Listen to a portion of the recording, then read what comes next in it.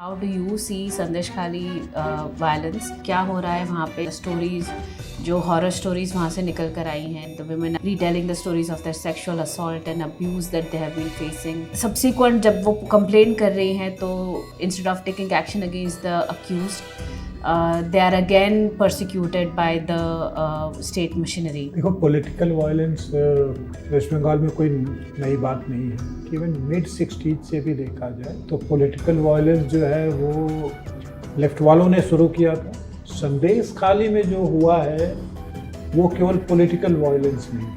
संदेश खाली में जो हुआ है पॉलिटिकल एक्सप्लॉयटेशन और पॉलिटिकल वायलेंस का वो मिक्सचर है।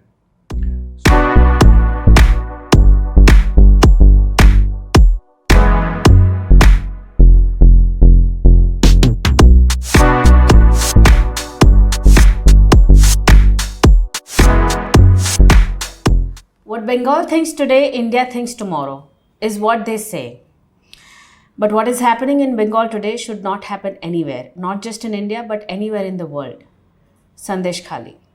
The brutality that the women are subjected to, nobody should be ever subjected to. And one of the prime accused in the entire saga is TMC leader, Sheikh Shahjahan. And it is alleged that he's been getting the political patronage, which is why he's still on the run. But two of his aides, Uttam Sardar and one Shibu Prasad Hazra, have been arrested.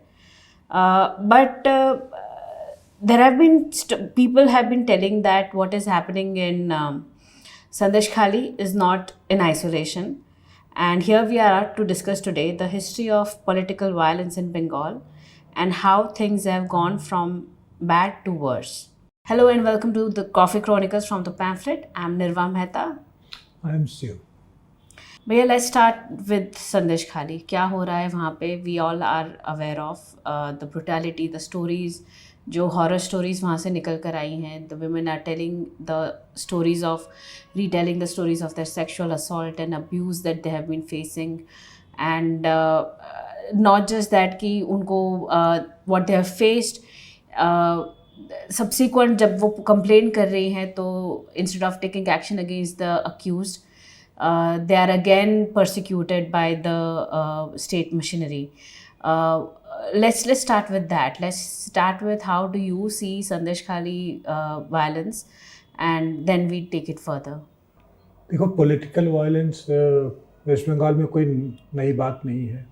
अगर पिछले almost मुझे ये लगता है कि even mid 60s से भी देखा जाए तो पॉलिटिकल वायलेंस जो है वो लेफ्ट वालों ने शुरू किया था। उसके बाद लेट 60s में नक्सल आंदोलन आया। ठीक है, मृणाल सेन की एक मूवी है कलकत्ता 1971, तो वो दिखाता है कि भाई उस समय क्या हालत थी। तो वो वहीं से कंटिन्यू किया है। संदेश खाली में जो हुआ है वो केवल पॉलिटिकल वायलेंस नहीं है। संदेश खाली में जो हुआ है वो पॉलिटिकल एक्सप्लॉयटेशन और पॉलिटिकल वायलेंस का वो मिक्सचर है। सो पॉलिटिकल एक्सप्लॉयटेशन क्यों? क्योंकि एक पॉलिटिकल कल्चर, जैसा मैंने कहा ना कि वायलेंस लेफ्ट वालों ने शुरू किया था, उसके बाद फार लेफ्ट, मैं नक्सल्स को फार लेफ्ट ही कहूँगा, वो आ गए, उनको लेफ्ट का समर्थन भी मिला।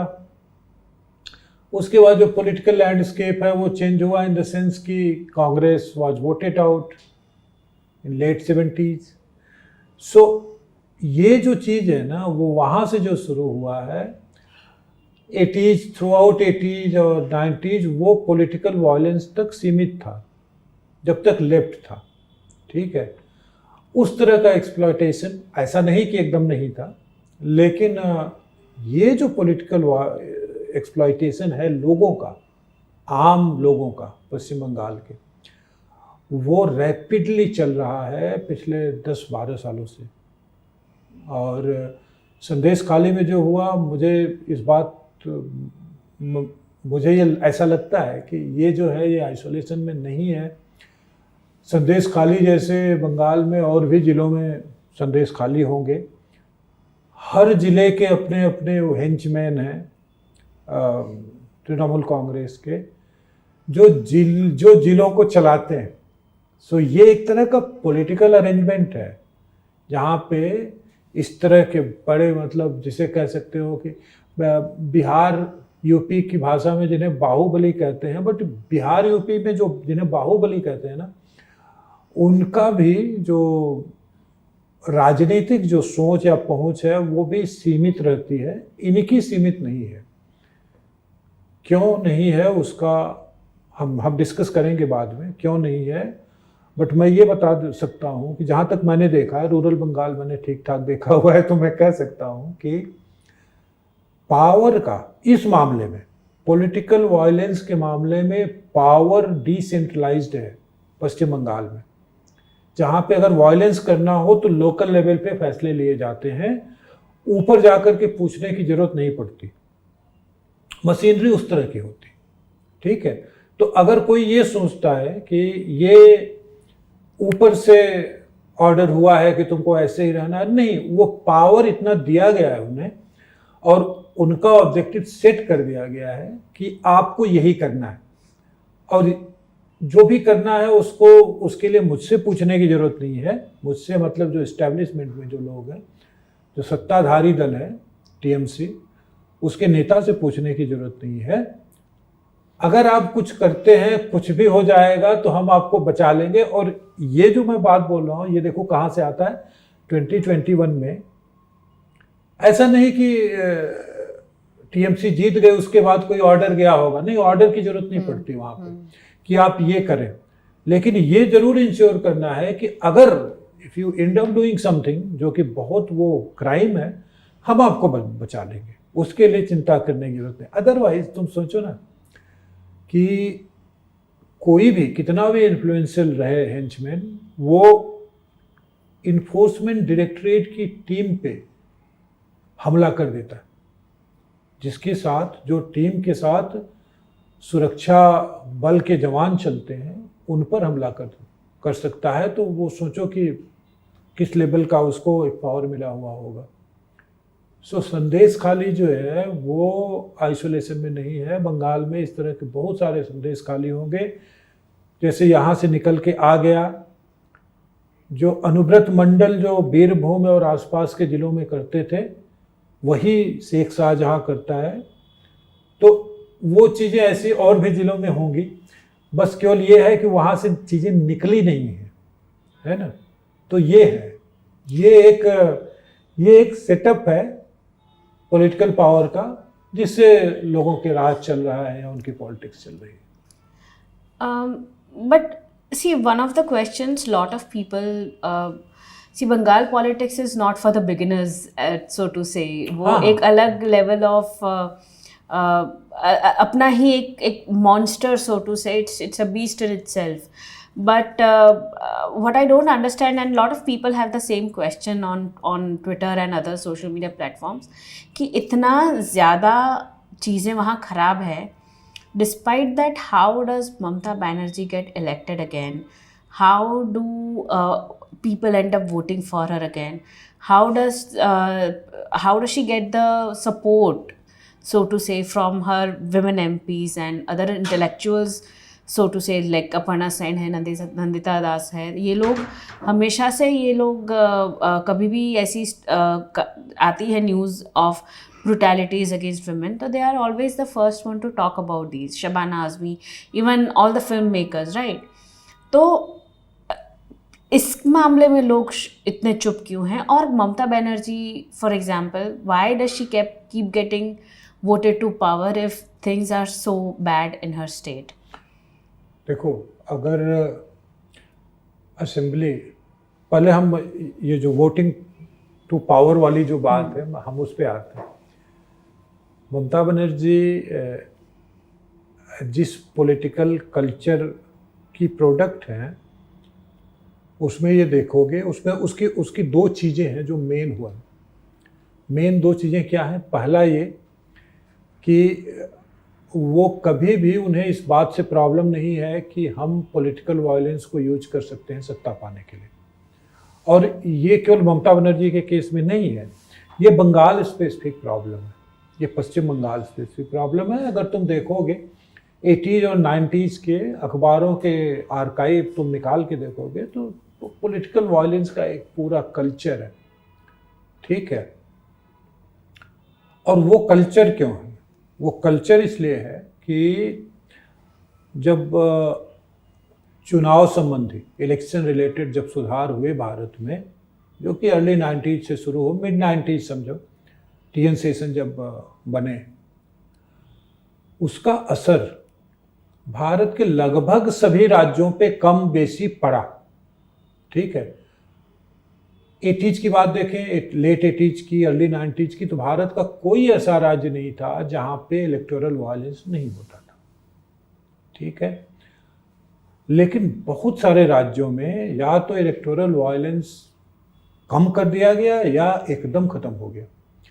लेकिन बंगाल में क्यों नहीं हुआ? इनफैक्ट अगर मैं देखूं, मैं कहता हूं कि पॉलिटिकल वायलेंस को लेकर के बिहार अभी बंगाल के सामने कुछ नहीं है। हालांकि लोग कहते हैं कि बिहार में लॉलेसनेस जो है मिड 90s या पूरे 90s में थी, अभी भी है, लेकिन जहाँ तक पॉलिटिकल वायलेंस का सवाल है, बिहार बंगाल को मैच नहीं कर सकता। वो कैसे? अब पॉलिटिकल वायलेंस अगर दूसरे राज्यों में देखो, in context to other states, political violence एक इवेंट होता है, ठीक है, कि एक बार हो गया, 2 बार हो गया, 2 साल में एक बार हो गया।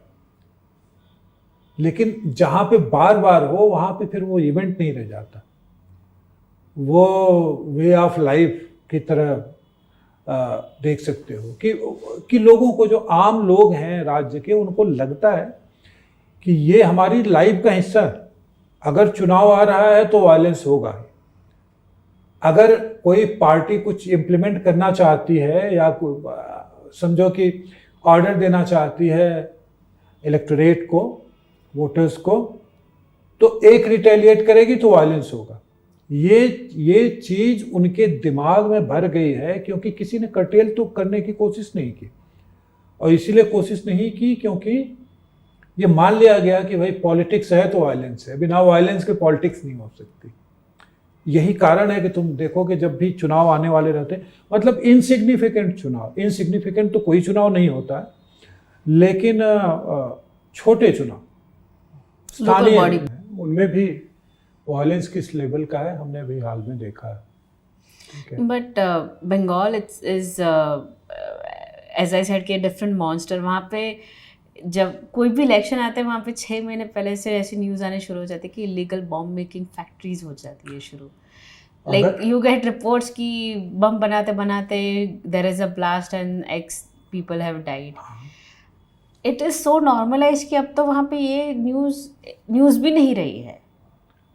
2021 का इलेक्शन देखो, या फॉर दैट मैटर कोई भी इलेक्शन देखो, ये जो इलेक्शन में बम से डील करने का जो कल्चर है, अगर पूरे भारत में देखो, इतने सारे स्टेट्स हैं, लेकिन बंगाल यूनिक है कि 6 महीने पहले से बम चलना शुरू हो जाता है, वो भी रूरल बंगाल में। It's not an urban phenomena कि केवल अर्बन एरिया में ही ऐसा हो रहा है। रूरल बंगाल ज़्यादा प्रोन टू वायलेंस है, क्योंकि ये डेफिनेट है। और क्यों है ये? है क्यों? इसके 2 कारण हैं। मैंने बंगाल की पॉलिटिक्स समझो मिड 80s से देखी, ठीक है। एक इंडिविजुअल की पहचान, एक आम आदमी की पहचान इस बात से की जाती है कि एक सेंटेंस है, वो की पार्टी को रे, किसी से पूछा वो कौन से पार्टी का सपोर्टर है। सो दैट डिटरमाइंस कि भाई जो गवर्नमेंट की स्कीम का लाभ है वो इसको मिलेगा कि नहीं मिलेगा। इस लेवल तक पॉलिटिकल इन्वॉल्वमेंट है एक इंडिविजुअल की लाइफ में। दूसरा एक कारण जो मुझे लगता है एक बड़ा इम्पॉर्टेंट कारण है, जिस पे बहस होनी चाहिए थी पहले, वो ये है कि ये जो पॉलिटिकल वायलेंस का कल्चर है, इसको लेकर के मेन स्ट्रीम मीडिया में कभी बहस नहीं हुआ, कभी बहस नहीं हुई, कभी उस तरह का इंटरेक्शन नहीं हुआ जहां लोगों से ये पूछा जाए, जहां पॉलिटिकल पार्टीज से ये पूछा जाए कि आप ये करते क्यों, अब इसका रीजन क्या हो सकता है? मैं केवल मेन स्ट्रीम मीडिया की बात क्यों कर रहा हूँ?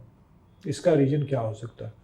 तुम ये देखो कि मेन स्ट्रीम मीडिया जो है उसमें पोजीशन ऑफ पावर में जो लोग बैठे हुए हैं उनका कल्चर लेफ्ट का रहा, उनका जो आइडियोलॉजिकल जो कहते हैं ना कि भाई लेफ्ट की तरफ झुकाव है, तो चूंकि लेफ्ट की तरफ झुकाव रहा है, तो जब लेफ्ट ने 34 साल शासन किया और लेफ्ट ने जो पॉलिटिक्स की वायलेंस वाली, उसको आपने कभी क्वेश्चन नहीं किया, और चूंकि आपने कभी क्वेश्चन नहीं किया तो आपके पास वो अधिकार नहीं रहा कि आप दूसरी किसी पार्टी को क्वेश्चन कर सके।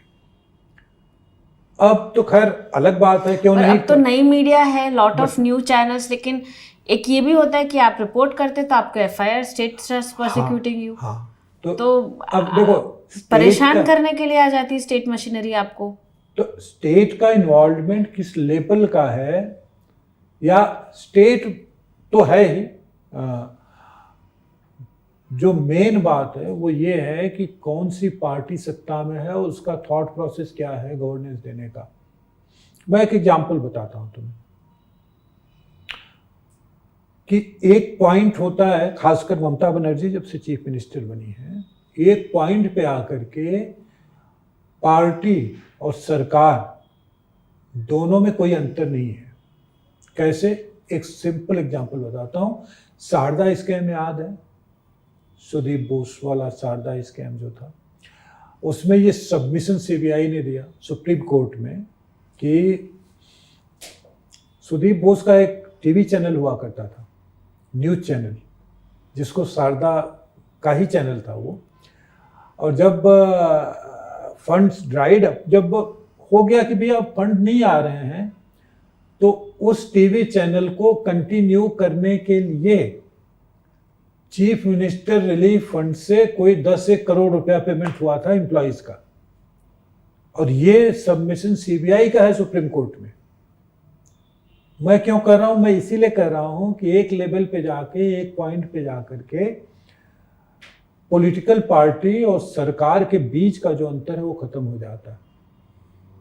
ठीक, अब जैसे यही देख लो ना, अभी संदेश खाली में जो कुछ हो रहा है उसमें सरकार को ये चिंता नहीं है कि अगर किसी ने शिकायत की है तो हम उसका प्रॉपर इन्वेस्टिगेशन करें। सरकार को ये चिंता है किसी ने शिकायत की क्यों। So it's about flow of information. आपने एक पर्टिकुलर प्लेस को इतना क्लोज कर दिया है कि वहां से इंफॉर्मेशन आना, जो फ्लो है सूचना का, बाहर आना या बाहर से अंदर जाना, वो बंद है। ईडी की टीम के ऊपर हमला हुआ,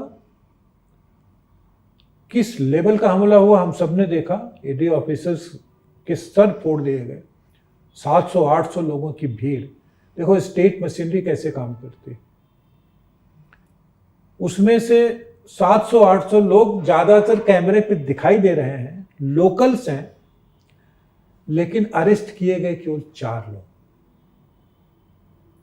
जिनको लेकर के मैं स्थानीय मीडिया, चूंकि मैं जो सोशल मीडिया है मैं फॉलो कर रहा हूँ, बांग्ला का है, तो उनका ये कहना है कि वो लोग वहाँ नहीं थे जिन्हें अरेस्ट किया गया, और अरेस्ट भी किया और पुलिस ने उनको अदालत से ये नहीं कहा कि हमको, उन्होंने कहा कि ठीक है आप जमानत देना चाहते हो तो दे दीजिए।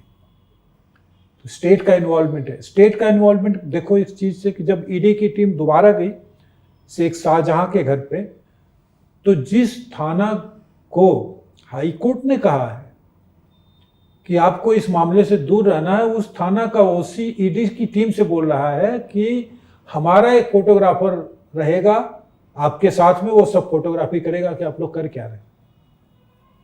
ये है स्टेट का इन्वॉल्वमेंट। तो ये ब्रेजननेस जो है ना, वो आती कहाँ से?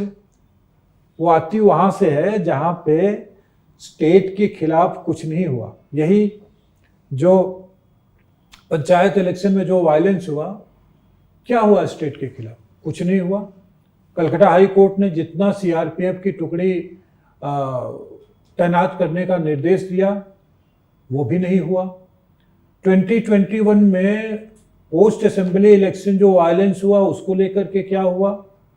आज हमें नहीं पता है क्या हुआ, कौन से लेवल पे केस चल रहा है, उसकी सुनवाई होती भी है कि नहीं होती है, और स्टेट का डर क्या है, या स्टेट या जिस पॉलिटिकल पार्टी और स्टेट के वो धुंधला कोई अंतर नहीं रह जाता है, उसका डर देखो कि सुप्रीम कोर्ट के 2 जजों ने रिक्यूज कर लिया खुद को पोस्ट इलेक्शन जो वायलेंस हुआ था उसकी सुनवाई से। ये कहां से आता है? ये लेवल है बंगाल में पॉलिटिकल वायलेंस का। What makes the intellectuals silent on this? वो क्यों कुछ बोलते नहीं हैं? इंटेलेक्चुअल्स की कोई औकात नहीं है। इंटेलेक्चुअल की कोई, देखो पहला तो ये समझना होगा कि कलकत्ता और रेस्ट ऑफ बंगाल 2 अलग अलग चीजें हैं। जिन इंटेलेक्चुअल्स को यहाँ लोग इंटेलेक्चुअल्स मानते हैं उनको रेस्ट ऑफ बंगाल एक्टर मानता है। अपर्णा सेन, हाँ वो सिनेमा में एक्टिंग करती, या कभी उन्होंने अगर वो गांव का जो जिसे यात्रा कहते हैं, यात्रा मतलब नौटंकी होती है, वो कभी अगर, अब तो नहीं होती, 90s तक होती थी, तो ये सारे सिनेमा के स्टार जाते थे। अब इंटेलेक्चुअल की कोई औकात नहीं है, खासकर पॉलिटिकल स्फीयर में किसी इंटेलेक्चुअल की कोई औकात नहीं है। राइटर्स हों, पोएट हों, सब ने मैं तुमको एक एग्जाम्पल बताता हूँ। सीए का विरोध करते हुए ममता बनर्जी ने का छी वाला जो उनका वीडियो है, उसमें उनके साथ जो लोग रिपीट कर रहे हैं का छी, वो इंटेलेक्चुअल्स गिना जाता है उन्हें, है ना। उसमें कवि बैठे हैं, उसमें फिल्मकार बैठे हैं। जिसे कहते हैं कि हर स्फीयर का राजनीतिकरण जो है इस लेवल पे, जैसे इनके एक मिनिस्टर हैं अरूप विश्वास, कहते हैं अरूप विश्वास का कब्जा है पूरी टॉलीवुड मतलब टॉलीगंज में जो फिल्म इंडस्ट्री है उस पर। अरूप विश्वास डिटरमाइन करते हैं कि किसको सिनेमा में रोल मिलेगा, किसको नहीं मिलेगा, ऐसा कहा जाता है, क्योंकि मैं बहुत क्लोजली नहीं फॉलो करता हूँ, बट ये लोकल चर्चा है, मैं उसकी बात कर रहा हूँ कि ये लोकल स्थानीय स्तर पे इस बात की चर्चा होती है। बहुत सारे एक्टर हैं जिन्हें सिनेमा में काम नहीं मिलता है, क्योंकि जिस पोलराइजेशन की बात लोग करते हैं अलग रिलीजियस ग्राउंड पे या कास्ट ग्राउंड पे, वहाँ पे पॉलिटिकल जो पोलराइजेशन है इस स्तर का है, ठीक है। तो इंटेलेक्चुअल की औकात जो थी वो 90s के शुरू तक थी। अब न वैसे इंटेलेक्चुअल रहे जो कुछ कहें तो लोग सुने, क्योंकि इंटेलेक्चुअल जो है ना वो सत्ता से सवाल नहीं पूछता। अगर वो सत्ता से सवाल पूछे, यही इनके इंटेलेक्चुअल एक शुभ प्रसन्ना पेंटर हैं, वो उनका इतिहास उठा के देख लो। आजकल तो खैर नहीं दिखाई देते हैं, लेकिन 2011-12 में वो उन्हें इंटेलेक्चुअल माना जाता था। ममता बनर्जी के साथ हर बात पे खड़े रहते थे। आई एम श्योर कि इस बात पे भी वो खड़े होंगे उनके साथ में। इंटेलेक्चुअल की कोई सुनता नहीं है, और इंटेलेक्चुअल रहे भी नहीं। तो जो अंतर करना जो है, जिस चीज़ को देखना है, वो ये है कि कलकत्ता और बंगाल 2 अलग अलग जगहें हैं। कलकत्ता में जो इंटेलेक्चुअल्स बैठते हैं उनकी कोई औकात नहीं। Okay, lot of people also say कि the Mamata rule, TMC rule has been worse than the left rule. तो lot of I come from Gujarat. मैंने तो जब से क्या कहते हैं एक्टिव पॉलिटिक्स थोड़ा जब से समझना शुरू किया, मैंने तो मेरे सामने बीजेपी की ही सरकार रही है, ठीक है, सिंस लेट, हाँ मतलब सिंस 27, हाँ। So I have always seen semi pro capitalist government at the helm of things, and मैंने प्रोग्रेस देखा है, मैंने इंफ्रास्ट्रक्चर डेवलपमेंट देखा है। कॉन्ट्ररी टू दैट, जब हम बंगाल और द लेफ्ट रूल स्टेट्स की बात करते हैं तो things seem like they are stuck in a time warp, कि जो आज से कुछ साल पहले तक था आज भी वो चीज़ें वैसी ही है। लाइक सरकारी ऑफिस में you will still smell the naphthalene balls की स्मेल आएंगी। It's a very typical smell you associate with सरकारी ऑफिसेज. बट अब गुजरात के स्वर्णिम संकुल में अगर आप जाकर देखेंगे तो स्पिक एंड स्पैन आपको चीज़ें दिखेंगी. So how do you think, how is the state stuck in a time zone? Left के बाद, लेफ्ट का रूल जो इतना लंबा चला, ज्योति बसु का रूल, और उनके बाद भी, तो how do you see how things have changed and how things have remained the same over the years from left rule to TMC before we go to the previous Congress rule? देखो, left जब आया mid 70s में, या 77 to be precise, तो left ने 1977 से राज किया वहाँ पे 2011 तक. बहुत बड़ा पीरियड है. तो 34 सालों का. पहले ज्योति बसु थे चीफ मिनिस्टर, उसके बाद उन्होंने बुद्धदेव भट्टाचार्य को बनाया.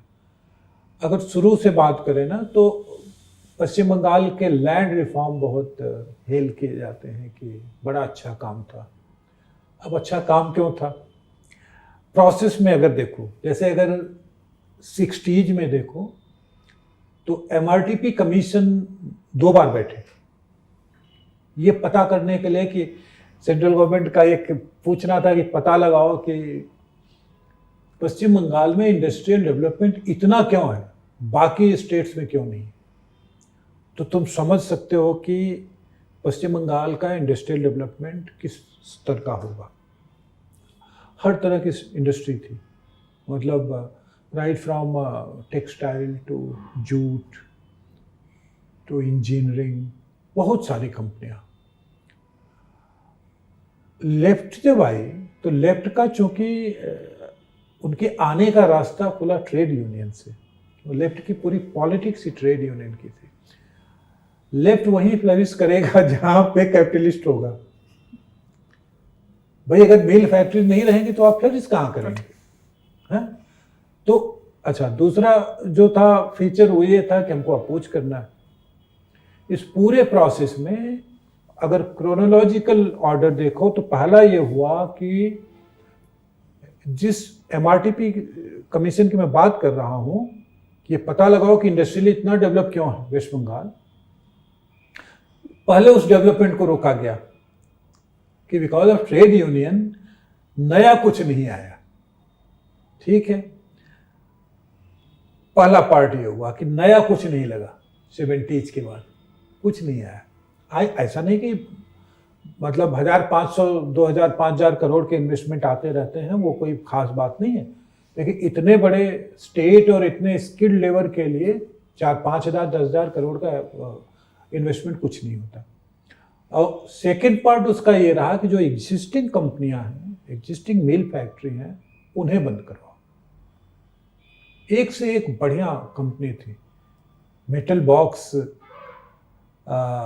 JK स्टील, बहुत सारे, मतलब बहुत सारा नाम है.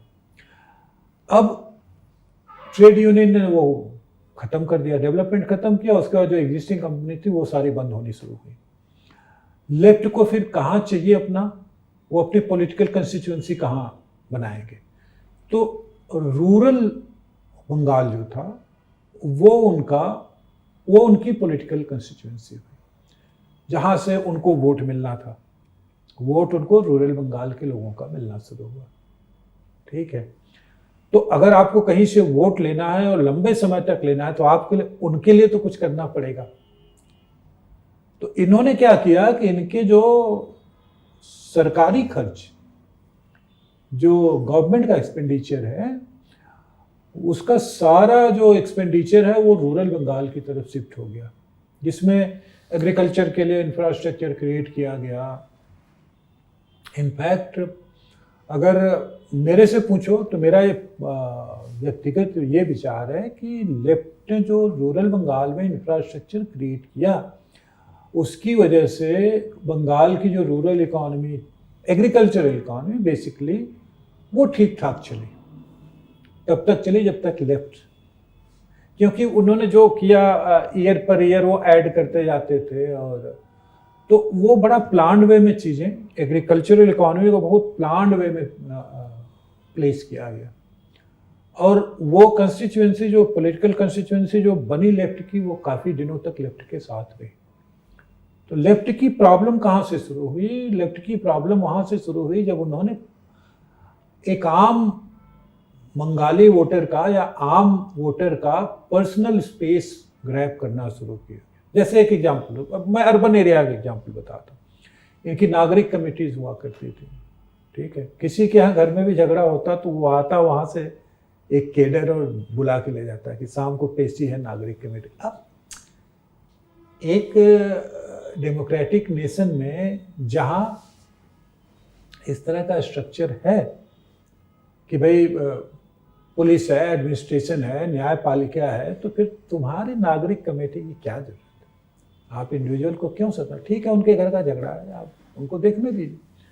सो ये तो एक एग्जाम्पल मैंने बताया। दूसरे तमाम इस तरह के एग्जाम्पल हैं। चंदा इकट्ठा करना, अगर कोई लेफ्ट को वोट नहीं कर रहा है तो उसे मार देना। मुझे याद है, तुम अगर मुझे विश्वास है कि अगर तुम टेलीग्राफ का आर्काइव देखने जाओगे लेट 80s का, तो तुमको तमाम ऐसे केस मिलेंगे जहाँ पे लेफ्ट का कांग्रेस से झमेला रहता था और जो भी लेफ्ट को वोट नहीं करता था, ऐसे न्यूज है कि अंगूठे काट दिए गए लोगों के गांव जा करके। तो कांग्रेस को वोट किया कैसे, है ना? तो ये है, ये एक कल्चर है जो ओवर पीरियड डेवलप हुआ है। जो अंतर था वो ये था कि लेफ्ट में, मेरा ये व्यक्तिगत विचार है कि लेफ्ट में फिर भी करप्शन इतना नहीं था, या शायद ये कह सकते हैं कि टारगेटेड एक्सपेंडिचर था स्टेट का, रिसोर्सेज भी उतने नहीं थे। तो उन्होंने ये इंश्योर किया कि भाई जहाँ तक जो पैसा जाना चाहिए ग्रॉस रूट लेवल तक वो जाए। प्रॉब्लम बंगाल की अभी जो है वो केवल पॉलिटिकल नहीं है, वो बंगाल की इकोनॉमी की भी प्रॉब्लम है, क्योंकि लेफ्ट ने जो इकोनॉमी रूरल सेंट्रिक कर दिया था, उसमें जो इंफ्रास्ट्रक्चर बनाए गए थे वो धीरे धीरे करके टूट रहे। सिंचाई की व्यवस्था है, ठीक है, मार्केटिंग की व्यवस्था है, एपीएमसी पहले जैसी स्ट्रांग नहीं रही, तो वो इंफ्रास्ट्रक्चर अपग्रेड नहीं हुए, वो इंफ्रास्ट्रक्चर टूट रहे हैं। और दूसरा ये है कि ममता बनर्जी का जो पॉलिटिकल, उनकी पॉलिटिकल फिलॉसफी अगर देखो तो वो क्या रही है, वो बहुत इनएफिशिएंट लीडर के तौर पे, मतलब मैं उनको देखता हूँ। जैसे ठीक है, आप मास मोबिलाइजेशन कर सकते हैं अपने लीडरशिप का एक ऑरा बना करके, लेकिन आप उस मोबिलाइजेशन को कंट्रोल नहीं कर सकते, तो वहाँ आपकी इनएफिशिएंसी दिखाई देती है कि आप कितने इनएफिशिएंट हैं या एफिशिएंट हैं। 21 जुलाई 1993 जहाँ पे, जिसको ममता बनर्जी ने बनाया अपने पॉलिटिकल लॉन्च के लिए, उस पर्टिकुलर इवेंट को, जहाँ पे दीदी ने बहुत सारे लोगों को, लाखों लोगों को मोबिलाइज किया कलकत्ते में, राइटर्स बिल्डिंग को घेरने के लिए, लेकिन उनका कंट्रोल नहीं था उस भीड़ पे, और उसमें फिर एडमिनिस्ट्रेशन की तरफ से गोलीबारी हुई और कितने 21 लोग शायद मारे गए थे या ऐसे ही, मुझे याद नहीं। वो वायलेंस मतलब मैंने अपनी आँख से देखा है। मैं फंस गया था उसमें और मैंने पुलिस की गोली से आदमी को मरते हुए देखा एस्प्लैनेड मेट्रो के बाहर। तो वहाँ से मुझे हमेशा वो दिन है जहाँ मुझे लगता है कि दीदी जो है वो एफिशिएंट लीडर नहीं है। आप अगर एक भीड़ जुटा रहे हैं तो आपका वो भीड़ पे कंट्रोल भी होना चाहिए। होना चाहिए। आप, अच्छा, ये कंट्रारी टू, अभी चूंकि ये बात चली है तो मैं एक एग्जांपल देना चाहूँगा कि देखो लीडरशिप क्या होती है। 2013 सितंबर पटना में रैली हो रही थी, मोदी जी की पहली रैली थी उनके, मतलब प्राइम मिनिस्टर कैंडिडेट बनने के बाद। उस रैली में बहुत भीड़ जुटी थी और बम ब्लास्ट हो रहे थे, लेकिन उन्होंने कह दिया कि अपने जगह पे बैठे रहिए, तो कोई हिला नहीं। ये एक इवेंट है जिसको अगर मतलब हिस्टोरिकली जब बाद में लोग इवेल्युएट करेंगे और देखेंगे तो उनको पता चलेगा कि लीडरशिप क्वालिटी या लीडरशिप की जो विशेषता है उसमें अंतर क्या होता है। उसके अलावा ममता बनर्जी के लिए और पीरियड एडमिनिस्ट्रेशन और गवर्नेंस रेटरिक रहा। रेटरिक और गवर्नेंस में अंतर नहीं वो कर पाए कि आप सत्ता में आ गए तो उसके बाद आपने कुछ तो किया नहीं। हमें ये दिखाना है कि हम करते हुए दिखें, करना जरूरी नहीं है, हम करते हुए दिखें। जैसे इन्वेस्टमेंट लाने स्पेन गए, स्पेन गए तो अभी हाल की घटना है। हाँ।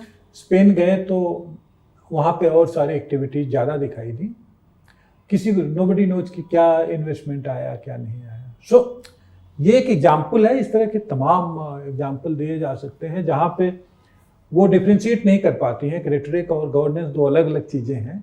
रेटरिक जो है वो पॉलिटिक्स है, गवर्नेंस जो है वो डेवलपमेंट है। तो वो उसमें अंतर उनको अब अभी तक उनको समझ में नहीं आया कि ये दोनों चीज़ों को अलग रखा जाए, या वो जानबूझ के नहीं रखना चाहती हैं क्योंकि उनके पास स्पेस बहुत नहीं है। तो बंगाल में आज का जो बंगाल है, आज जो पॉलिटिकल स्ट्रक्चर है या जो प्रॉब्लम्स है, वो केवल राजनीतिक नहीं है, वो आर्थिक प्रॉब्लम है। क्योंकि आपने जो रूरल एरिया का इंफ्रास्ट्रक्चर था उसमें कुछ ऐड नहीं किया है, उसको अपग्रेड नहीं किया है, तो रूरल इकॉनमी अब उस पर असर पड़ रहा है। जिसके लिए बंगाल जाना जाता था उस पर वो असर पड़ रहा है। अर्बन इकॉनमी जो है वो ट्रेडिंग से चलती है, आपके पास बहुत सारा स्पेस नहीं है फिनेंशियल मोबिलाइजेशन के लिए, लेकिन आपको उसी समय ये भी तमाम तरह के स्कीम चलाने हैं। तो इसीलिए अगर तुम देखो तो इनकी कुछ स्कीम जो उन्होंने वीमेन सेंट्रिक स्कीम जिसमें वो पैसे वैसे देती थी लड़कियों को, उसका जो फंड मुझे याद है न्यूज़पेपर से, तो वो पीडब्ल्यूडी डिपार्टमेंट का जो फंड था वो यूटिलाइज करके उन्होंने दिया कि हमने इसको वादा किया है तो हमको देना है। जैसे ही वो वापस रीइलेक्ट हुई तो अगर आप एक डिपार्टमेंट का फंड दूसरे को दे रहे हैं तो वो डिपार्टमेंट तो उस पर असर पड़ेगा। डिपार्टमेंट पे नहीं दे रहे, आप फ्रीबी प्रॉमिसेस के लिए दे रहे हैं। It's not that you are helping वैसा नहीं build another infrastructure. True true, वैसा नहीं है। तो ये बहुत सारी प्रॉब्लम है, not only about political violence. Bengal में जो मेस है अभी उसके पीछे 34 और 12-13 सालों का, ये तो ऑलमोस्ट 50 सालों का मिसमैनेजमेंट है। लॉट ऑफ पीपल, सो ये भी है कि उसके पहले कांग्रेस की सरकार थी, ठीक है, in Bengal. People forget that Mamata Banerjee also comes from the school of Congress, that she was one of the Congress leaders जो फिर अपना खुद का फैक्शन स्टार्ट किया, and then that's how Trinamool Congress came into the play.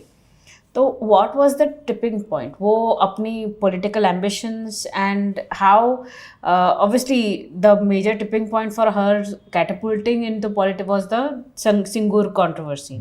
जब उन्होंने टाटा को वहाँ से भगा दिया, और then that's one of the major planks which led her to becoming the chief minister. So she has known the Congress working style, she has seen the left working style, and how is she worse than all of them combined? That's what कई बार लगता है कि how does that happen? आप कांग्रेस ने mismanage किया, लेकिन even then they have managed to build its क्या कहते हैं उसको, कि एक इमेज बनाई है कि वो हमें रूल करना आता है, हमें ये करना आता है, लेकिन ये तो वो भी नहीं कर पा रही हैं। नहीं, रूल देखो, ममता बनर्जी ने ओवर अ पीरियड दो चीज़ों का कॉम्बिनेशन बनाया, कांग्रेस की इनएफिशिएंसी और लेफ्ट के का जो विंडिक्टिव पॉलिटिक्स जो होता है। जो भी जिन्होंने भी 80s का कोलकाता देखा है, पॉलिटिकल आइडियोलॉजी के बेस पे मोहल्ले का दुकानदार लोगों को मैंने देखा, मैंने ट्रीट कि ये हमें वोट नहीं करता है, ठीक है, इसको ये चीज़ें नहीं मिलेंगी, या तो गवर्नमेंट की जो स्कीम है उसका लाभ नहीं मिलेगा, या फिर अब जैसे यही है ना, हम आए दिन सुनते रहते हैं कि लोगों का आधार कार्ड और उनका वोटर आईडी वगैरह जमा करा लिया जाता है। अब ये दोनों चीज का कॉम्बिनेशन है, दोनों चीजों का कॉम्बिनेशन है ममता बनर्जी की पॉलिटिक्स और उनका एडमिनिस्ट्रेशन, कांग्रेस की inefficiency So she's taken the worst from the both the data parties. Politics. She's taken the worst from both the previous dispensations. क्योंकि उनको शायद ये लगा कि भाई अगर हमको लंबे समय तक सत्ता में रहना, देखो अगर सच पूछे ना तो किसी भी इनएफिशिएंट लीडर वो ज़्यादातर उसका विश्वास डेमोक्रेसी में नहीं रहता, ठीक है। ये वहीं से आता है कि एक तो हालत पहले से खराब थी। अब जैसे यही है कि अगर सीएजी ने रिपोर्ट दिया कि भाई हमें यूटिलाइजेशन सर्टिफिकेट 3 डिपार्टमेंट्स के नहीं मिले हैं to the tune of 2,24,000 crore, तो उसका जवाब ये नहीं हो सकता है कि सीएजी की रिपोर्ट तो बीजेपी वालों के घर में बनती है ना, वो नहीं हो सकता। उसका जवाब प्रॉपर एक्सप्लेनेशन ही हो सकता है, क्योंकि वो ऑफिशियल रिपोर्ट है।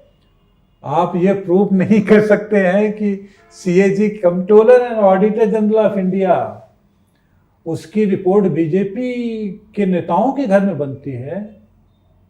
ये एक पॉलिटिकल स्टेटमेंट है, आप इसे प्रूव नहीं कर सकते। तो जिस चीज को प्रूव नहीं कर सकते हैं, आप इतनी बड़ी लीडर हैं कि नहीं वो अलग बात है, डिस्कशन की बात है, लेकिन लोग मानते हैं। पिछले 3 साल से यह प्रोजेक्ट किया जा रहा है कि नरेंद्र मोदी को कोई चैलेंज कर सकता है तो ममता बनर्जी कर सकती है। सवाल यह है कि कैसे कर सकती, इस तरह के स्टेटमेंट दे करके कि आपसे अगर करप्शन, आपकी सरकार में करप्शन को लेकर के सवाल पूछा जाए तो आप ये कह दें कि जबरदस्ती का ईडी ने केस कर रखा है। हाँ, अभी इनफैक्ट सागरिका घोष जो है, जो फॉर्मर जर्नलिस्ट, जो अभी टीएमसी के राज्यसभा नॉमिनी भी है, उनका एक पुराना शो का वीडियो क्लिप अभी बहुत वायरल हो रहा है, जिसमें one of the audience member is asking to the chief minister of Bengal कि विमेन सेफ्टी के बारे में आपके क्या वो है स्टेप्स हैं। तो she points shoots down the question saying कि ये तो कम्युनिस्ट कैडर है। अरे कम्युनिस्ट कैडर है, और बच्ची का नाम तन्या भारद्वाज था। हाँ, अरे करे कम्युनिस्ट कैडर है तो आप उसके सवाल पूछ भी तो सकती है।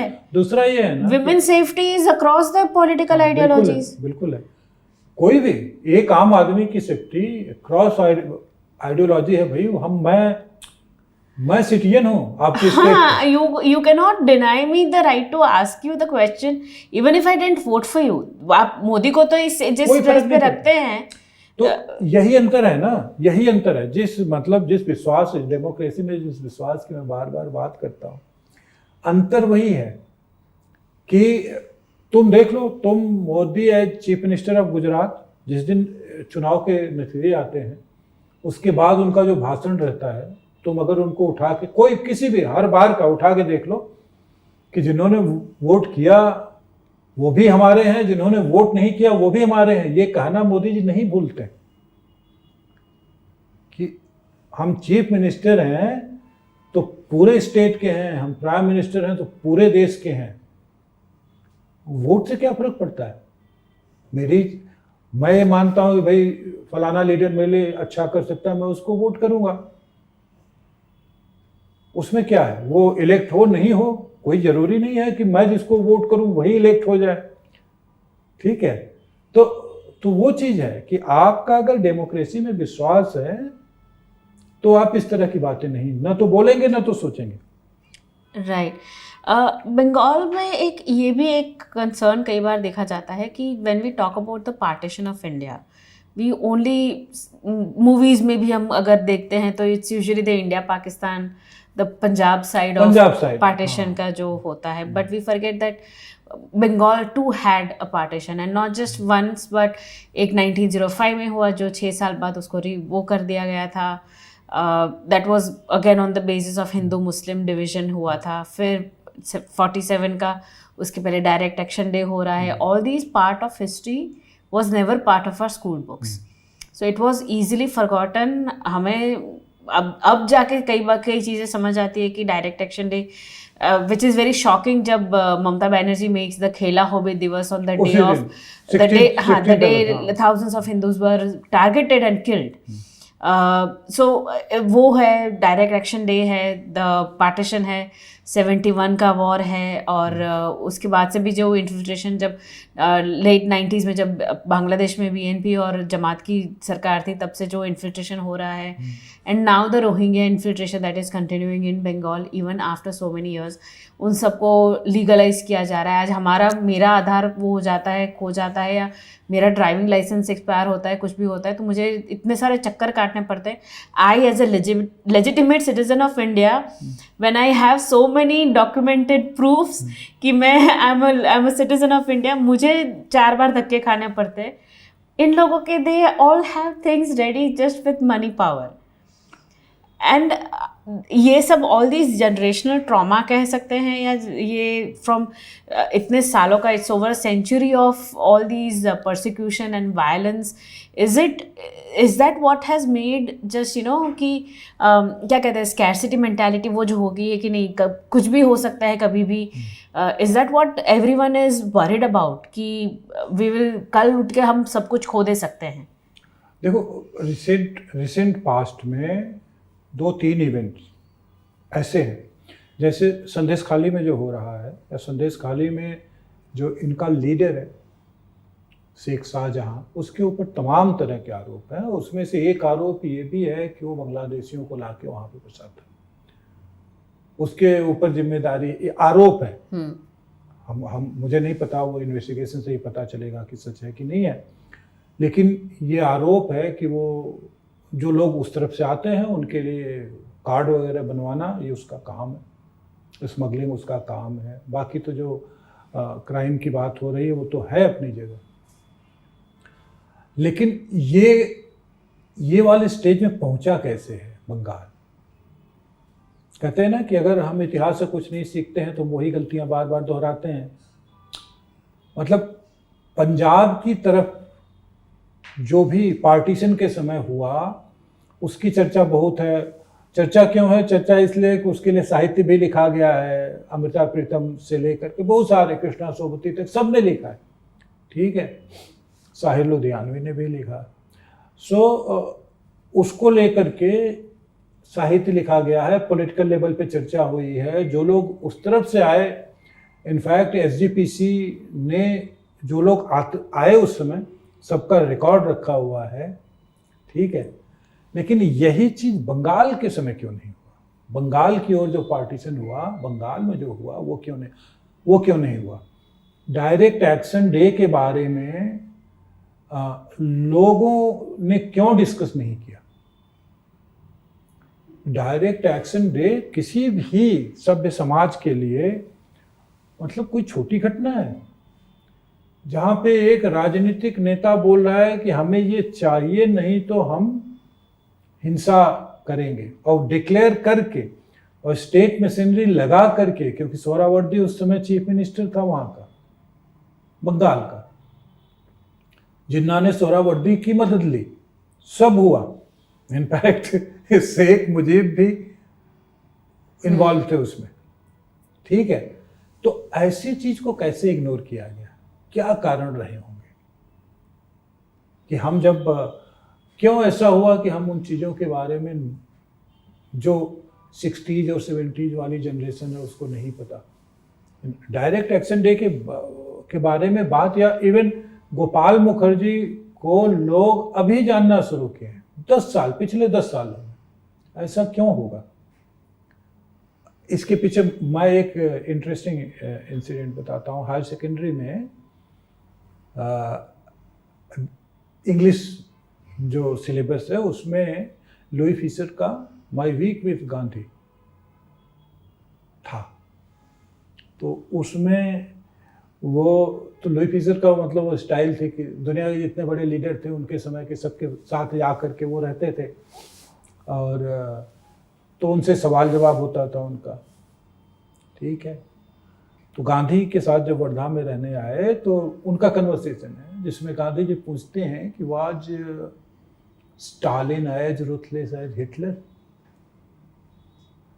जिसके बारे में ऐसा कहा जाता है। तो उसने कहा कि हाँ। अब देखो, केवल ये एक सवाल है, एक जवाब है। केवल इसके बेस पे left dominated all Bengal teachers association जो है, उसने उस सिलेबस से उस चैप्टर को निकलवा दिया। मैं ये छोटा इंसिडेंट है, मैं इसलिए बता रहा हूं क्योंकि ये थॉट प्रोसेस चलता है कि आपको ऐसा कुछ नहीं पढ़ना है या सुनना है जहां मेरा जो पॉलिटिकल पावर है वो अफेक्ट हो। Sound so much like north Korea. तुम सोचो ना कि इतना बड़ा राइटर, गांधी जी खुद इतने बड़े लीडर, दोनों का कन्वर्सेशन है, आप उसको हटवा देंगे। आंदोलन हुआ बकायदा। और फिर यही लेफ्ट के लोग गांधी स्टैच्यू के नीचे जाकर प्रोटेस्ट भी करेंगे। तो ऑडेसिटी। सो ये एक एग्जाम्पल, जस्ट इस तरह के हजारों एग्जाम्पल आना। अब इसमें अगर तुम देखो तो अच्छा, ये केवल लेफ्ट की बात नहीं है। कांग्रेस सरकारों ने कब नहीं किया, ठीक है। ये थॉट प्रोसेस कहाँ से आता है? जैसे ज्योति बसु ने जब चीफ मिनिस्टर का पद छोड़ा तो वो बुद्धदेव भट्टाचार्य चीफ मिनिस्टर बने, ठीक है। लेकिन उसके पहले उन्हीं ज्योति बसु ने बुद्धदेव भट्टाचार्य को पार्टी से निकाल दिया था। क्यों निकाला था? क्योंकि उन्होंने एक नाटक में लिख दिया था, ज्योति बसु के सरकार को चोरों की सरकार लिख दिया था, और इसीलिए उनको पार्टी से निकाल दिया गया। लेकिन बुद्धदेव भट्टाचार्य को वापस ये लोग ले आए क्योंकि उनको लगता था कि भाई उतना बड़ा लीडर और कोई नहीं है, तो हम जब ज्योति बाबू जब छोड़ेंगे। तो ये थॉट प्रोसेस है कि हमारा ये थॉट प्रोसेस बताता है कि डेमोक्रेसी में हमारा विश्वास नहीं है, और उसी को करंट जो गवर्नमेंट है या जो रूलिंग पार्टी है उसी को कंटिन्यू कर रही है। तो जिसकी तुम बात कर रही थी कि पार्टीशन ऑफ बंगाल को लेकर के इतनी बातें क्यों नहीं है, वो इसीलिए है कि अगर सच सामने आ जाएगा तो हमने जो साम्राज्य बना के रखा है उस पर कुछ न कुछ तो असर होगा। सो मैं जिस चीज की बात कर रहा था ना कि फ्लो ऑफ इंफॉर्मेशन, मैं क्यों कह रहा हूं कि संदेश खाली आइसोलेटेड वो जगह नहीं है। जो भी हो रहा है वहां पे ऐसा नहीं है कि केवल वहीं पे हो रहा है, और भी संदेश खाली की तरह और भी जगहें होंगी, और भी नेता होंगे शेख शाहजहां की तरह, हो ही सकते हैं। सो जो फ्लो ऑफ इंफॉर्मेशन है वो मेन है कि बाहर से खबरें जा रही हैं कि नहीं जा रही हैं, वहां से खबरें आ रही हैं कि नहीं आ रही हैं। माने ऐसा क्या हो गया कि कोई चीज, मतलब कोई ऐसा क्राइम नहीं है जो शेख शाहजहां ने नहीं किया है, लेकिन अगर वो 10 साल, अच्छा मजे की बात यह है कि शेख शाहजहां लेफ्ट का कैडर था, ठीक है। सो तो नेता वही रहते हैं, पार्टी बदलती रहती है। अच्छा, एक चीज की और मैं बात करना चाहूँगा, वो क्या है, ममता बनर्जी के आने के बाद पिछले 10-12 सालों में पश्चिम बंगाल में एक नए तरह का पॉलिटिकल स्ट्रक्चर तैयार हुआ है। वो क्या है? वो ये है कि जो एमपी और एमएलए है किसी पर्टिकुलर कंस्टिट्यूएंसी का, वो केवल एमपी और एमएलए है। वो पार्लियामेंट अटेंड करता है नहीं करता है कोई फर्क नहीं पड़ता, वो केवल नाम के लिए एमपी है। जैसे अभी बांग्ला सिनेमा के सुपरस्टार, उनका नाम देव है, देव का एक ऑडियो लोकल मीडिया में खूब चला पिछले 10-15 दिनों में। ऑडियो क्या है? ऑडियो ये है कि उन अपने एमपी लेड फंड को के इस्तेमाल के लिए देव 30% कमीशन वापस चाहते हैं, ठीक है। और ये पहला नहीं है, इसके पहले ममता बनर्जी के पार्टी के एक एमपी थे जो कि सिंगर थे, इनफैक्ट वो फॉर्मर नक्सली थे, कबीर सुमन नाम है उनका। सो उन्होंने भी यही किया था, उनका भी नाम इसी में आया था। तो जैसे शेख शाहजहां की जो मैं बात कर रहा हूं कि उनके इलाके के एमपी कौन है, क्या नाम है उनका? नुसरत जहां। नुसरत जहाँ का क्या रोल है उस कंस्टिट्यूंसी में? कुछ नहीं है, केवल एक रोल है कि वो एमपी हैं। ठीक है। इनका नाम अनुव्रत मंडल, यही स्ट्रक्चर था। उन्होंने भी वो जहाँ के थे बोलपुर शांति निकेतन के, उन्होंने यही स्ट्रक्चर बना के रखा था। एमपी एमएलए वो कहते थे कि नहीं नहीं मुझे एमपी एमएलए नहीं बनना है। सो ये कौन कहता है? जो एमपी एमएलए से ज़्यादा पावरफुल होगा, कि जिले तो मैं चलाऊंगा, एमपी एमएलए जो है वो एमपी एमएलए केवल है, वो उसका रोल वही है। तो ये जो चीज़ है ना, ये डेवलप, जैसे देव की भी कंस्टिट्यूएंसी में नेता कोई और है, देव केवल एमपी। ये जो फॉर्म ऑफ डेमोक्रेसी डेवलप किया है ममता बनर्जी ने, उस पर लोगों की आंख खुलनी चाहिए कि कॉन्स्टिट्यूशनल पोजीशन में जो है वो नहीं है। पावरफुल वो है जो जिसके ऊपर जो किसी कॉन्स्टिट्यूशन किसी पद पे नहीं है, सरकार के किसी पद पे नहीं है।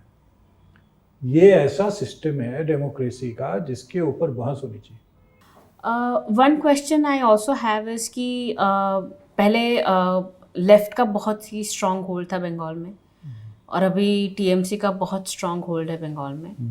What keeps them in power? वो what is that binding factor कि अब इतने सपोर्टर्स इनको इतना ज़्यादा वो रहते सपोर्ट देने के लिए?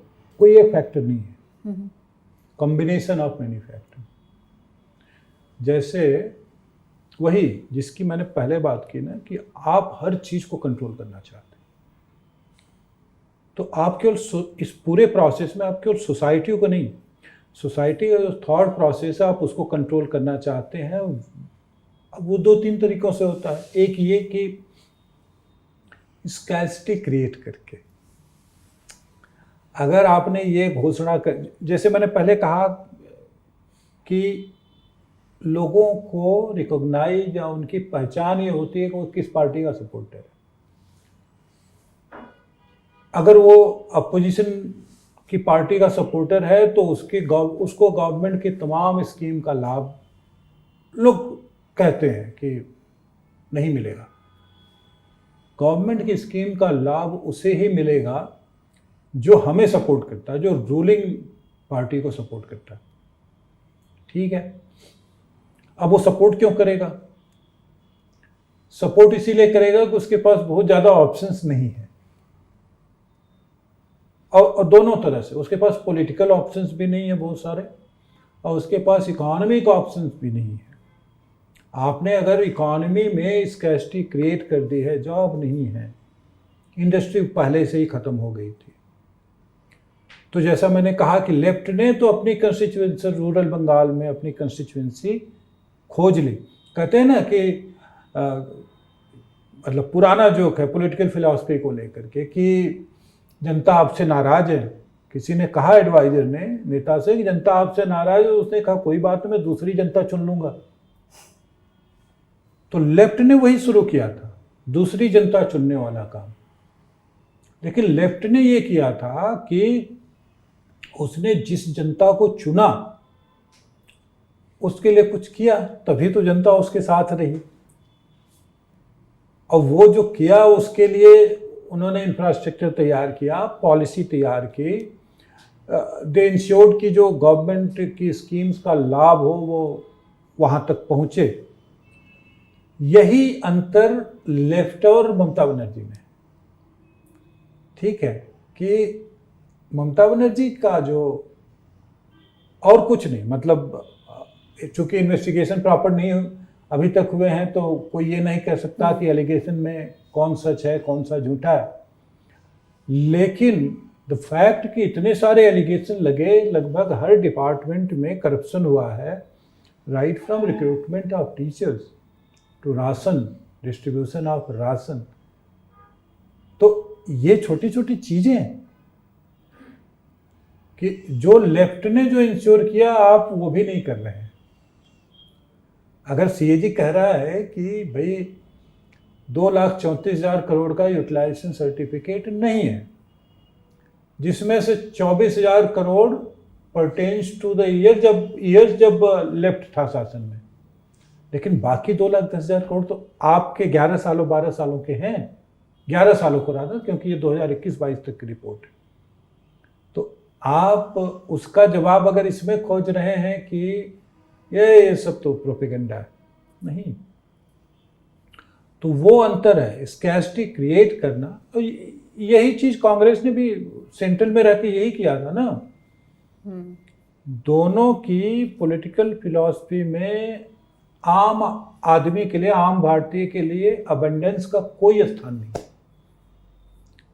कि हम इंश्योर। इसीलिए मैं कहता हूं कि भाजपा वाले जो हैं वो सप्लाई साइड वाली पॉलिटिकल फिलॉसफी है कि आप बहुत सारा इंफ्रास्ट्रक्चर क्रिएट करते हैं, बहुत सारी चीज़ें क्रिएट करते हैं जिसमें आप सप्लाई साइड, जिसमें एक मतलब कोई दुनिया की कोई सरकार परफेक्टली अबेंडेंस नहीं क्रिएट कर सकती है आम सिटीजन के लिए, लेकिन कोशिश कर सकती है ना। तो भाजपा में कम से कम भाजपा की तरफ से वो कोशिश है। लेकिन दूसरी तरफ स्कैर्सिटी क्रिएट करना, हाँ वो इतने ही सिलेंडर मिलेंगे, आपको इस स्कीम का लाभ नहीं मिलेगा क्योंकि आप हमको सपोर्ट नहीं।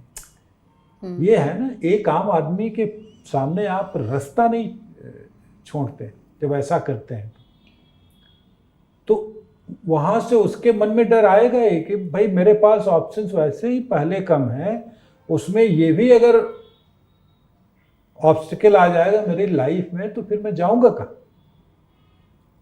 और दूसरा ये है कि कोई भी पॉलिटिकल पार्टी जिसका कंट्रोल, और ये केवल बंगाल में नहीं, मुझे लगता है ये बंगाल और केरल दोनों जगह है, जिसका कंट्रोल रूरल इकोनॉमी पे है, वो ज़्यादा दिनों तक शासन में, कंट्रोल का पूरा कैरेक्टर ही वही है कि एक पॉलिटिकल आइडियोलॉजी कंट्रोल कर ही रही है कि उसको शासन में रहना है ज़्यादा दिनों तक। रह पाएगी कि नहीं रह पाएगी वो अलग बात है, क्योंकि पॉलिटिक्स है, कोई भी नया फॉर्मेशन आएगा, कोई नई पार्टी आएगी, कोई नया लीडर ही खड़ा हो जाएगा, चीज़ें बदल जाएंगी, जो कि हम पिछले 10 साल में देख रहे हैं ना कि यूपीए के 10 साल जो थे वो कैसे बदल गए। उनका भी वही था कंट्रोल करने का कि सिलेंडर, नंबर ऑफ सिलेंडर से लेके हमको सब कुछ कंट्रोल करना है। तो वहाँ पे ये है कि भाई हमने सेट ऑफ प्रिंसिपल्स हैं, उसके सहारे चलेंगे तो हम कि जनता हमारे कंट्रोल में रहेगी।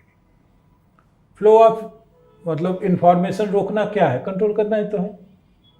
संदेश खाली में कोई बात, कोई क्राइम अगर 10 साल से चल रहा है और 2024 में जाकर के 2014, 2013, 14 में सामने नहीं आया, 2024 में आया, तो क्यों आया? कंट्रोल है।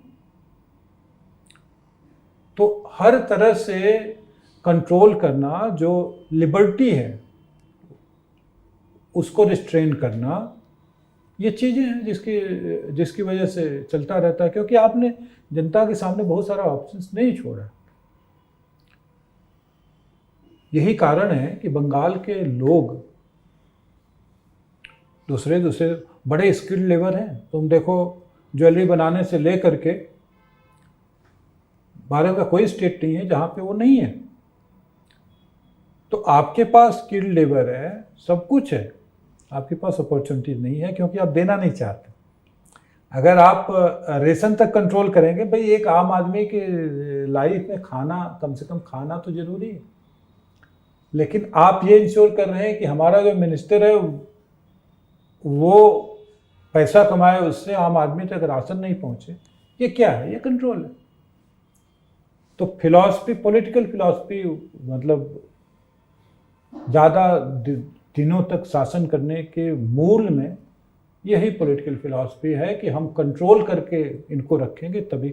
तुम देखो ना, एक अब उसको मतलब पॉलिटिकल एक्टिविटी ही बोलो, तोलाबाजी, दे कॉल इट तोलाबाजी क्या है? तोलाबाजी ये है कि लोगों से पैसा कलेक्ट करना।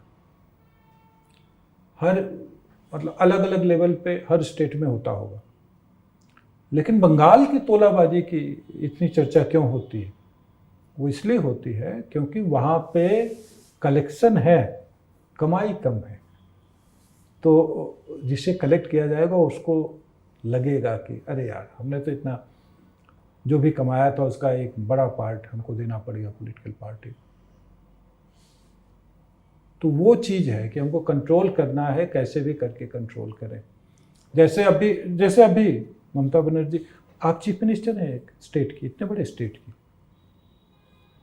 आप एक सेट ऑफ वोटर्स के बीच में खड़ी होकर के बोल रहे हैं कि हम आपको कभी माफ़ नहीं करेंगे अगर आपने, और अल्लाह की कसम माफ़ नहीं करेंगे। सो ये माइंडसेट दिखाता है कि आप क्या चाहते हैं, आप कंट्रोल चाहते हैं।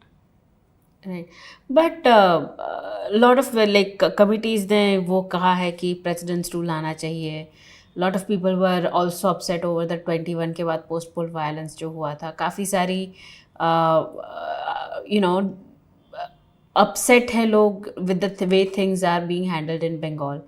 But how do you see कि the way forward in Bengal when it comes to politics and especially with regards to democracy? जब everyone talks about democracy की दुआइयाँ देते हैं सब कि मोदी अंडर फैशिस्ट है, ये है वो है, बट एक्चुअली सही में बताए तो कई बार तो जो सर्टन स्टेट्स के सामने कुछ लेजिटिमेट क्रिटिसिज्म करने से भी कई बार डर लगता है कि आपके अगेंस्ट FIR हो जाएगी, आप जेल चले जाएंगे, आपको पकड़ने पुलिस इंटर स्टेट बॉर्डर भी मतलब क्रॉस करके भी आ जाती हैं। अगर पिछले कुछ सालों का देखो तो ये जरूरी नहीं है कि आपका उस स्टेट में ही आप रहते हो, आप किसी भी स्टेट में रहते हो। हाँ, they come and they are free to come and arrest you and वो होता है। ज्यादातर क्रिटिसिज्म जो है वो सोशल मीडिया पे हो रहा है। हाँ, तो वो एक डोर ओपन कर देता है साइबर क्राइम को लेकर के कि भाई चलो ठीक है। And suddenly any criticism is always about कि आप पीस वो करना चाहते हैं, लॉ एंड ऑर्डर डिस्टॉर्ट करना चाहते हैं, दिस इज कम्युनल हेट्रेड करना चाहते हैं, which is it is legitimate criticism. हाँ, वही एक विंडो है। So what could be the way forward? Because ऐसे डर डर के तो हम डेमोक्रेसी में नहीं जी सकते हैं। Things can't be this way in a proper fully functional democracy. धरना भी एक चीज नहीं है कि हम धरना करें, क्योंकि धरना जब MK गांधी किए थे तब तो ब्रिटिश रूल के सामने था। ये तो टाइम अलग था। Now it's a democracy. So things and the protest and everything should be very very proper procedure के साथ। What could be the way forward? देखो, मैं मतलब मेरे मन में जो है वो बता दूं तो लोग हंसेंगे। हंसेंगे क्यों? जैसे मैं ये चाहता हूं कि इतने सालों का पॉलिटिकल वायलेंस एक स्टेट झेल रहा है, 50 सालों। हाँ, पीपल डिजर्व बेटर। ठीक है, पीपल डिजर्व 50 सालों से। तो ये कहना काफी नहीं है कि जाओ तुमने ममता बनर्जी को वोट किया था या वोट किया था इसलिए तुम यही डिजर्व करते हो। नहीं, जो होना चाहिए, जैसे मैंने क्यों कहा कि लोग हंसेंगे, कि पॉलिटिकल पार्टीज मिल करके जो बंगाल में जो ऑपरेट कर रही है पॉलिटिकल पार्टी, उनको मिल के बैठना चाहिए और एक मिनिमम कॉन्सेंसस पे अराइव करना चाहिए कि हमने बड़ा नुकसान किया है जनता का, इतना पॉलिटिकल वायलेंस दे करके इतनी बड़ी सोसाइटी को, इतने सारे लोग हैं, और हमें ये बंद करना चाहिए। ये इम्प्रैक्टिकल बात है कहने में, क्योंकि पॉलिटिक्स बहुत कम्पिटिटिव होती है, लेकिन कोई भी पॉलिटिकल पार्टी जो उस जनता के बारे में सोचेगी, और मैं बताऊं तो सबसे आसान तरीका यही है कि 3, 4, 5, 10 जितनी भी पॉलिटिकल पार्टी ऑपरेट करती हैं, आप ऑल पार्टी मीटिंग बुलाइए, एक मिनिमम कॉन्सेंसस पे पहुंचिए कि भाई देखो बहुत कर लिया वायलेंस, मतलब at some point violence has to stop. क्योंकि आम आदमी की लाइफ का सवाल है, ये केवल पॉलिटिकल पावर का सवाल नहीं है। पॉलिटिकल पावर तो देखो जनता डर के मारे या अपने पॉलिटिकल अवेयरनेस की वजह से या प्यार की वजह से जिसे वोट कर देगी वो तो सत्ता में आ जाएगा, शासन में रहेगा, लेकिन उस जनता जो 50 सालों से झेल रही है जिस चीज़ को, उसको पॉलिटिकल पार्टी ही इंड कर सकती हैं।